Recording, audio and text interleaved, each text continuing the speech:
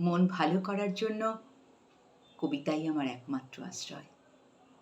আজ তাই খুব ইচ্ছে করছিল নিজের মনটা ভালো করার ও সকলের মন ভালো করার চেষ্টা থেকে একটা কবিতা।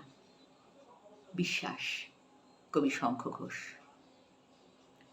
সব সময় কি ভালোই বলবে লোকে? মন্দ কথাও শুনতে হবে কিছু। তাই বলে কি ভেঙে পড়বে শোকে? তাতেই এমন মাথা করবে নিচু? এ তো প্রকৃতির জোয়ার ভাটার মতো, যাওয়া আসার ছন্দ মেনেই চলে। রাত্রিবেলায় বিরাট ছিল ক্ষত, ভোর ধুয়ে দেয় সবটা শিশির জলে।